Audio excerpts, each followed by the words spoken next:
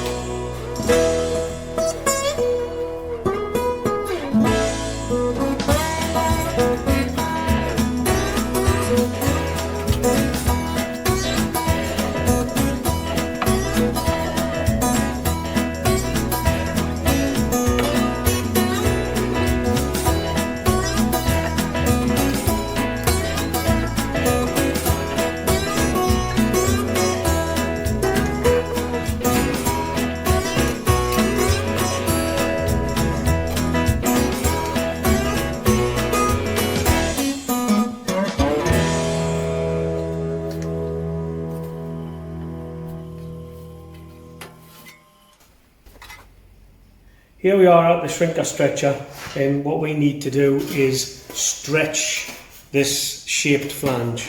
Now as you've created this flange, it will have distorted the two curves that you've either put in or haven't. Depending if you're hammer forming this flat, then putting these in after you manage to stretch these, it's down to yourself. But because I'm using a bead roller and a shrinker stretcher, obviously that's the route I'm going. So all I'm going to do is introduce some stretch into the 2 points, and you'll see this side will come back to this shape.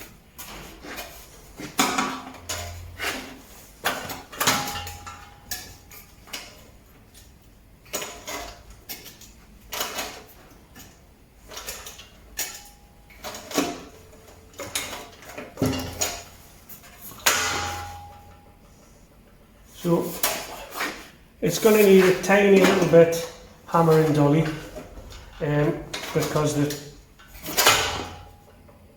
the stretcher does mar the flange, but it's easily done back at the bench. But as you can see now, this piece which had lost that form now has it again.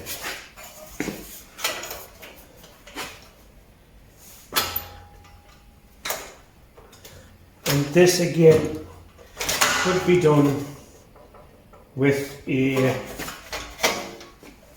linear flange hammer, or even a blunted cold chisel would get you there. Now you can see that now there. I've got a little bit of fixing to do there, simply because as I've bent this, it put it out of form.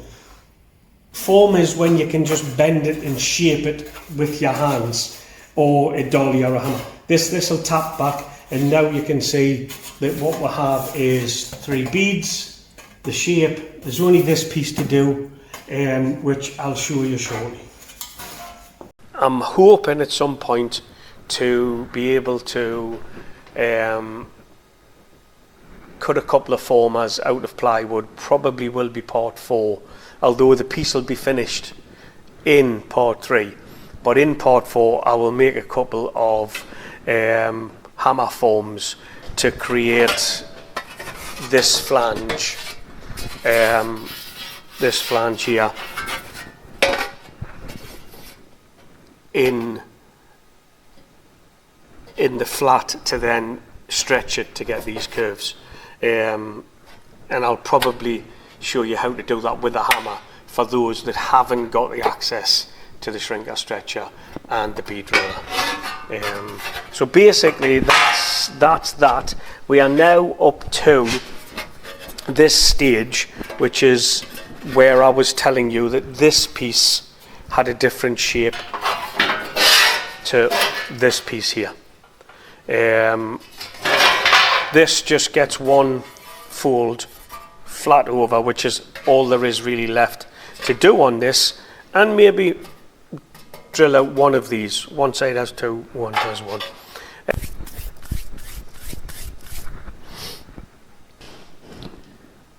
So now we'll move over to the bead roller, and what we'll be doing there is creating the shaped flange using 2 flat dies to help stretch the material where it needs to be stretched. You will see that I go backwards and forwards and over certain bits. There'll be some bits that might get a bit tough and don't, because it's a shaped flange, doesn't want to bend, and we'll manage to make that bend using that. Again, I will show you how to do this with a couple of plywood or MDF forms to just hammer form it, so that I've covered everything that we've done both ways.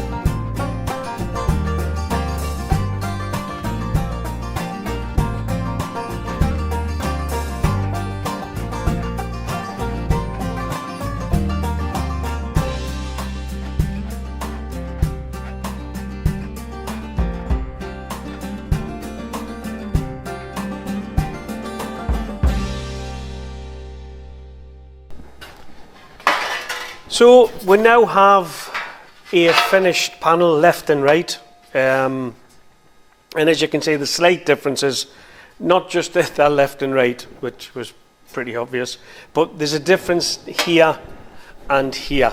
It's just the shell of the Capri is different, driver side to passenger side. I think it's got more to do with the tunnel, the bell, where the bell housing of the gearbox sits, and that's the reason for it. So this one, obviously, as you can see, hasn't been dressed up.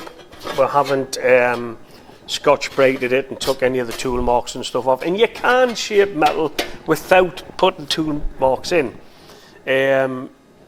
Taking your time, being very, very careful in what you're doing, trying not to shrink or stretch with the kick stretcher if you want a panel that's going to be, needs to be unmarred steel. And you can get all these marks out. In our application though, these are for cars that are going to be painted. You're going to have to key this anyway. This is going to have a rough key before you prime it. But I will dress this up anyway, because I always do, as I did with this one, with the Scotch Brite pad. The next episode will be making some plywood MDF forms to show those who don't have a shrinker stretcher and bead roller how to form this flange here without having ability to use the bead roller as you've seen in the video that I did. And it's just so that everyone watching has a chance to make the panel for their car, whether they have or have not invested in bead roller and shrinker stretchers. But the panel per se, for those that have, you've seen it from a flat sheet of steel turned into a panel, which is what I'm setting out to show people. So I hope it's been informative, and if you can, I really hope that you can find the time to subscribe. Subscription doesn't mean you're going to pay me anything. It just helps the channel grow. And if it grows, I'll do more videos. But I need the subscriptions. I need the likes. It seems to be that's the way it works. I don't know how it works. It's not my thing. So if you can subscribe, please, please, please subscribe. It really helps the channel out. But that's it for this episode. Episode 4 will be showing how to do the hammer forming, which I haven't covered but have spoke about, and how to stretch without having a kick stretcher on a flange. I will show that. It'll be a short video, but it'll just be for that, for those who are screaming at the screen saying I don't have that tool. Anyway, bye for now. Again, hope this helps, and please, please, please click like, subscribe and comment. Thanks very much. Take care now.